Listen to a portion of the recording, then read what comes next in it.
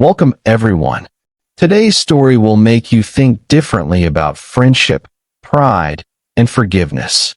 Sometimes, one small misunderstanding can destroy years of love, just like a bridge collapsing between two hearts. Let's begin.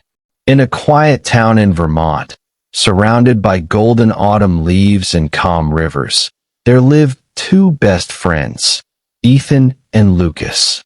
They had known each other since childhood.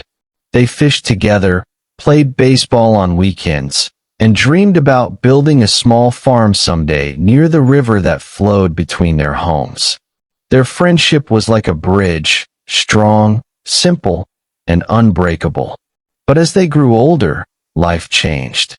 Ethan inherited his family's farmland on the east side of the river, while Lucas bought a piece of land on the west.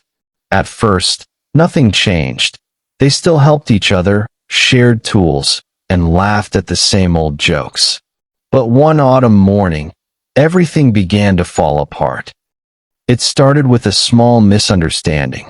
Lucas's cows wandered into Ethan's field and ate some of his crops.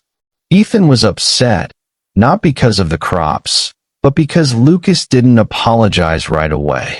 Lucas, on the other hand, thought Ethan was overreacting. Words were exchanged. Pride took the place of friendship.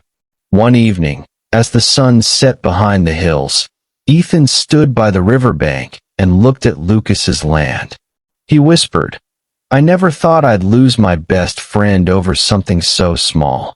But his heart, filled with anger, decided to build a fence, a long wooden fence right along the river. A wall, not of stone, but of distance. When Lucas saw that fence going up, his face turned pale. "So that's what he thinks of me," he said bitterly. "If he wants distance, I'll give him more than that." The next morning, Lucas hired a carpenter, an old man with a kind smile named Thomas. "Can you build me a fence taller than his?" Lucas demanded. Thomas looked at him for a long time and nodded quietly. "I'll build something," he said. But instead of building a fence, Thomas began building a bridge. Days passed. Lucas didn't visit the site, assuming Thomas was doing as asked. One afternoon, Lucas came down to the river to check the progress, and stopped, stunned.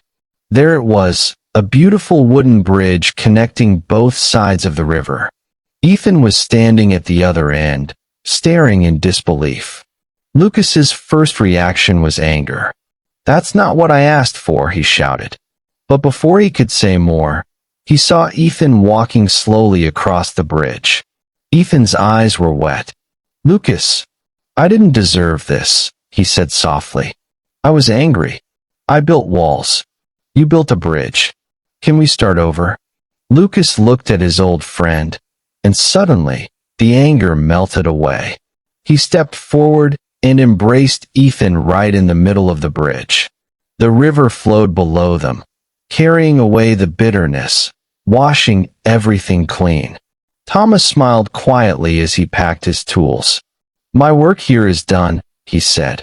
Lucas turned to thank him, but the old man was already walking down the road. No one saw him again. Months later, the bridge became a symbol of unity in the town.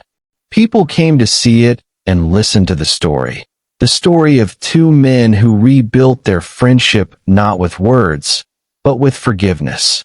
Years later, when Ethan grew old and could no longer walk easily, Lucas would bring him to the bridge in his old truck. They would sit there, watching the sunset reflect on the calm water.